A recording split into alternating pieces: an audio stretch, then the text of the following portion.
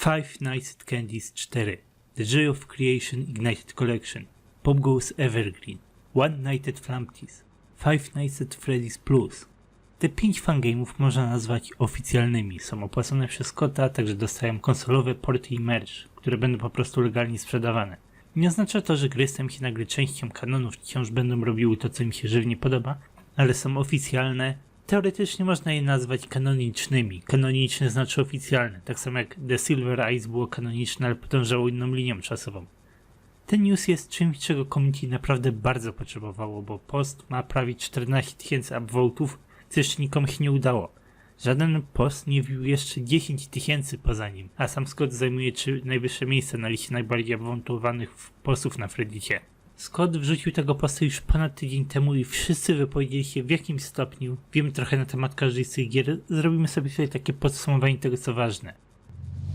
Five Nights at Candy's 4 jest w produkcji od 2 lat. ARG, które po raz pierwszy ogłosiło nową grę, miało miejsce na Reddicie w czerwcu 2018 roku, ale development ewentualnie zatrzymał się, kiedy zaczęła się praca nad Chef Wanted, który był kolabem pomiędzy Emilem a Kane'em i Turntail. Potem Chef Wanted został przerwany, bo zaczął się reboot Pop Goes i ewentualnie Emil programował Pop Goes Arcade 2020 Edition. To wszystko może wydawać się chaotyczne, ale zawsze stała jakaś logika przed tymi przerwami w pracy nad różnymi grami. Emil przyznał 3 miesiące temu, że potrzebował przerwy w pracy nad FNAF 4. Z początku raszował grę, ale pojawiły się problemy. Kończył się pomysł, pojawiły się dziury w gameplayu do załatania i gra w dużej mierze wycofała się do fazy planowania. W międzyczasie Emil miał możliwość pracować nad różnymi grami. Programował Chef Wanted, wypuścił zremasterowaną wersję FNAF 1, wypuścił Pop Goes Arcade 2020 Edition razem z resztą zespołu. Jak napisał w poście, pomogło mu to bardzo. Miało to więcej sensu niż siedzenie 2 lata w kącie, pisanie konceptu do FNAF 4 i w międzyczasie nauczył się wielu rzeczy na temat programowania, na temat game devu. Gra wciąż wyjdzie, Chef Wanted też wciąż wyjdzie, a ta przerwa i jakiś ponad rok dodatkowego planowania gameplayu według Emila wyszedł mu bardzo na dobre. 2 tygodnie temu Emil rzucił posta, który mówi trochę więcej o postaciach w jego grze. W skrócie, Emil mówi, że w grze pojawi się masa nowych postaci. Więcej niż w którymkolwiek poprzednim FNAF. Więcej animatroników, ale więcej też ludzkich postaci. Dostaniemy też masę oryginalnych postaci. Nie będą to tylko następne wariacje robotów, które znamy jak Pingwin, Blank, Chester. Po prostu nowe postacie. Protagonista też będzie nową postacią. Emil przyznał, że pierwsze 3 gry to taka saga Mary Schmidt, więc możemy oczekiwać, że nowy protagonista będzie zupełnie niezwiązany z tą postacią, z jej rodziną. Gra ciągnie motywy Sister Location, więc z tego też bierze Emil. Tak samo jak Sister Location wprowadziło Baby czy Ballorę, FNAF 4 wprowadza swoje własne nowe postacie. Ostatni news, który wyszedł już po zapowiedzi Fazbear Fanverse Initiative, mówi też, jak specyficznie wszystko będzie wyglądało. Wszystkie 4 gry FNAF wchodzą w inicjatywę i Emil będzie je update'ował do wersji 2.0, żeby poprawić doświadczenie, poprawi lekko wizuale, zbalansuje gameplay, wyeliminuje błędy, żeby wszystkie gry mogły na spokojnie zostać przerzucone na konsole i urządzenie mobilne. Warte uwagi jest też to, że FNAF 1 nie będzie brany pod uwagę, bo gra została zremasterowana i zamiast niego dostaniemy FNAF 1 Remaster. Pozostałe gry nie dostaną pełnego remastera, ale zostaną zaktualizowane do tej wersji 2.0. Razem z tym newsem Emil podał nam nowy teaser przedstawiający Candy'ego i jakieś jego drobne klony. Może się to kojarzyć z Nightmare Freddym i Freddyakami i wydaje mi się, że Emil będzie tutaj trochę inspirował się FNAF 4. Każda gra FNAF inspiruje się 2 grami. FNAF 1, 2, 2, 3, 3, 4, ale jeżeli chodzi o FNAF 4, Emil zawsze mówił po prostu o Sister Location. Nie mówił nic o inspiracji 4. Wydaje się jednak, że coś z tej 4 rzeczywiście bierze właśnie z powodu tego animatronika tutaj. Sister Location niby ma Baby i Biddy Baby, Ballory i Miniriny, ale to tutaj znacznie bardziej przypomina Freddy'ego, którego Freddyaki po prostu są mniejszą wersją Freddy'ego. No ale to tyle z FNAF. Gra jest w pracy od dłuższego czasu, więc ten fragment odcinka był trochę dłuższy. Pamiętajcie też, że gra nie będzie nazywała się FNAF 4, to tylko tytuł roboczy. Gra ma mieć jakiś tytuł, ale Emil najwyraźniej jeszcze nie chce go ogłosić.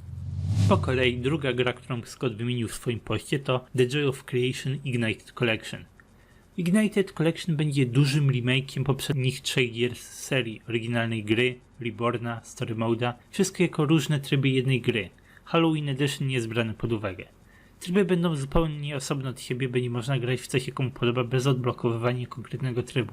Każda gra ma być zrebalansowana, ma być bardziej regrywalna i oczywiście Nixon chce poprawić wszystko, co nie podobało mu się w poprzednich grach. Oryginalnie The Joy of Creation było dosyć biedne, po prostu kręciliśmy się na krześle obrotowym. Nixon obecnie wciąż pracuje nad Dark Deception, nie może poświęcić swojego pełnego czasu na TIOC i uważa, że development zajmie mu jakiś rok, a gra pojawi się gdzieś w 2021 roku. Póki co Nixon pokazał nam, jak będą wyglądały animatroniki w nowym DJ of Creation. Do gry będzie używał za zgodą zedytowanych modeli z Help Wanted i pokazał różnicę pomiędzy starymi modelami tym, co teraz będzie używał. Nie będę kłamał, że niezbyt lubię takie nudna, stara poza versus epicka nowa poza, bo to po prostu zaniża wartość starych modeli na siłę. Podobało mi się, jak Emil we FNAC Remastered zrobił porównanie starych modeli z nowymi, choć tam chodziło głównie o teksturki światła, ale tak czy tak animatroniki w TIOS-u trochę się zmieniły. Nowe wyglądają lepiej. Pop Ghost miał nazywać się Pop Ghost 2020 Edition, ale okazuje się, że nie wyrobią się wypuścić grę w tym roku, więc postanowili zmienić nazwę.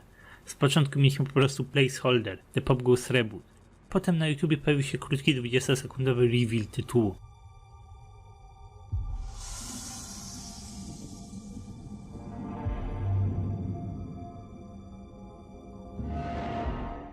Gra nazywa się Pop Ghost Evergreen. Ciekawa nazwa, okazuje się, że ma ona swoje drugie dno, a nawet więcej, dużo znaczeń. Evergreen, wieczna zieleń, oznacza ogólnie rośliny, które są zielone cały rok. Pop Ghost Pizzeria jest reprezentowana jako las, więc ta nazwa pasuje. Zielony jest też głównym kolorem używanym w grze. W końcu główny bohater ma zielony power color. Evergreen jest też takim nawiązaniem i oderwaniem się od The Dead Forest, czyli anulowanego starego sequela. Tam był martwy las, a tutaj jest wieczna zieleń, wieczny las. Taki kontrast pomiędzy jednym a drugim. Są też dodatkowe powody, ale są one obecnie spoilery, więc wiecie to dopiero razem z grą. Podoba mi się tytuł, fajny, prosty, wyjątkowy. Nie zrzuca jakiegoś Reborna, Reprinteda, bo to Re jest bardzo popularny w remake'ach do tego stopnia, że obecnie brzmi dosyć nudno. Od czasu, kiedy omawiałem Pop Ghost Arcade 2020 Edition, pojawiło się trochę teaserów, więc warto na nie spojrzeć teraz. Dostaliśmy stronę Game Joltową, a razem z nią teaser Pop Ghosta trzymającego głowę Black Rabbita. Mogliśmy też zobaczyć więcej Pop Ghosta na obrazku z Game Jolta. Mieliśmy 3 podejścia, zanim pojawiło się tam coś, co im się spodobało. I ta finalna wersja jest remake'iem obrazka z oryginalnego Pop Ghosta. Ten nowy wygląda dosyć mocarnie. Niedawno został pokazany też w wersji kolorowej, a po drodze został pokazany też pełny design nowego Pop Ghosta. Póki co ludzie nazywają go Evergreen Pop Ghost, jeśli trzeba rozróżnić jednego z drugim. Widać znaczne różnice pomiędzy nim a oryginalnym designem. Oryginalnie Pop Ghost był po prostu następnym animatronikiem, a teraz wyraźnie widać, że jest zupełnie nową postacią, nowym robotem. Rączki ma ładne, takie ludzkie, zgaduję się, że przydają się podczas pracy w pizzerii. Ma teksturkę przypominającą materiał z drukarki 3D, ma ubrania. Głowa jest bardziej okrągła w porównaniu do oryginału i kolory się trochę zmieniły, twarz jest w większości ciemna.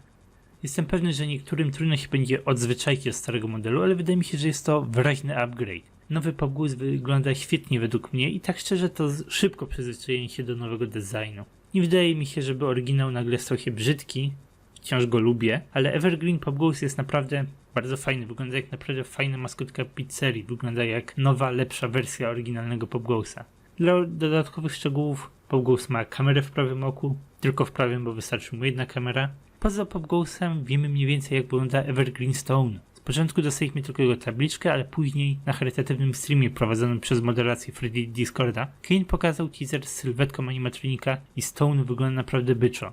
Najwyraźniej będzie miał szalik, tak samo jak jego minigrowa wersja, ale wygląda mocarnie, zwłaszcza w porównaniu z oryginalnym Stone'em. Podoba mi się jego design.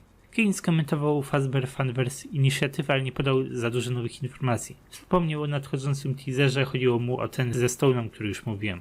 Na Twitterze potwierdził, że przeportowane na konsolę będzie tylko Evergreen i Arcade 2020 Edition. Poprzednie gry nie są brane pod uwagę nawet jako jakiś Legacy Edition. Flampty. Dla wielu osób Flampty jest najbardziej oczekiwanym i najbardziej niespodziewanym fangame'em z całej listy. John Ochron miał swoje dramy, atakował Scotta, kasował swoje gry z Game Jolta, ale Kid to stare dzieje, to jest już nieważne. Obie gry Flampty'ego zostały zaktualizowane, żeby pozbyć się copyrightowanych postaci, ale oryginalne wersje wciąż są dostępne do ściągnięcia. John Ochron wrzucił teaser, a także 2 filmiki, jeden krótki, jeden dłuższy, które wyjaśniają, o co w tym wszystkim biega. Nie będzie to następna próba stworzenia One Week at Flampty's, gry, nad którą John Ochron pracował parę lat temu i która ostatecznie została anulowana. Jakieś pomysły mają przenieść się ze starej gry do nowej, ale to nie będzie to samo. W kwietniu zrobił inny filmik, w którym mówił o fabule Flampty'ego i w skrócie powiedział, że nie widzi sensu w tej fabule, że Flampty jej nie potrzebuje. Flampty zawsze był śmieszną postacią bez celu, taką powinien zostać. Jedyna fabuła, jaka ma tutaj miejsce, to głupowe wstawki tu czy tam, jakieś proste wieści, kim postacie są, co tutaj robią. One Wicked Flampty spróbował wprowadzić jakąś głębszą fabułę, ale ona w 3 nie będzie już tego powtarzał. John Ochron nie chce tutaj nic takiego. FNAF będzie prowadził podobne schematy jak 1 i 2.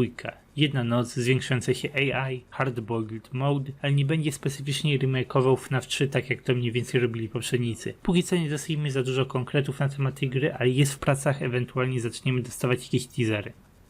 No i na koniec zostaje nam FNAF Plus, remake oryginalnego FNAF 1 tworzony przez Fisnoma. Możecie kojarzyć Phila z tego, że ostatnio pracował nad FNAF Open Source, czyli remake'iem FNAF 2, który miał mieć po prostu upubliczniony kod, dzięki któremu każdy mógł sobie lekko zdecydować postacie, mechaniki itd. Problem polegał na tym, że nie był to zwyczajny fangame, a bezpośrednia konkurencja do FNAF 2, no i ktoś mógł z tym kodem po prostu tworzyć FNAF 2, więc gra została skasowana. Nazwa została potem zmieniona na Another FNAF Fangame, ale też została usunięta. Zgodnie ze słowami Phila, Scott kazał usunąć grę, ale był pod wrażeniem, więc zaproponował Philowi możliwość utworzenia prawdziwego, oficjalnego remake'a. Oficjalnego, ale wciąż nie kanonicznego, więc Phil będzie mógł się tutaj trochę pobawić.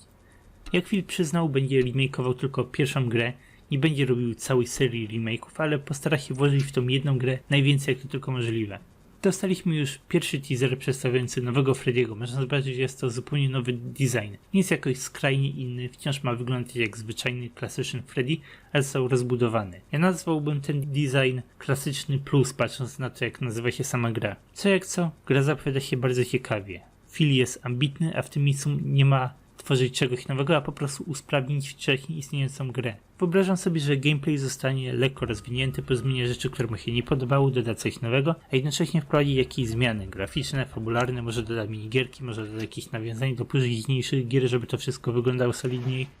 Wyobrażam sobie, że film może na spokojnie dodać tutaj nawiązań do FNAF 2, do Toyów, dać więcej tła pod ugryzienie, dać więcej tła pod to, że morderstwa miały miejsce w innym czasie i w odrobinę innych robotach. Jest w stanie dodać do gry to, czego Scott nie był w stanie, bo w tamtych czasach nie planował serii aż tak do przodu. Film może dać jakieś minigierki, rzecz, którą Scott wymyślił dopiero w następnych grach. Nie tylko, że gra jest niekanoniczna, może na spokojnie dodać coś od siebie. Może zrobić z tego zamkniętą historię, może wprowadzić nową postać, może wyburzyć przejście do safe roomu i wykorzystać w jakiś sposób Springboniego, co mu się tylko podoba. Na ten moment możemy zgadywać, ale chyba wszyscy się zgodzą, że remake FNAF 1 to bardzo ambitny projekt i dużo osób jest na niego mocno nahypowany. Ja najbardziej czekam na PopGoes Evergreen, ale FNAF Plus jest już drugi bardzo blisko na liście. Potem FNAC, potem TIOC, potem Flumpty. Zastanawiam się, czy FNAF Plus dostanie jakikolwiek merch, patrząc na to, że bądź co bądź korzysta mniej więcej z klasycznych animatroników. Nawet jeżeli są jakieś różnice, nie wiemy, czy będą wystarczające, żeby je przynieść na figurki, na popy.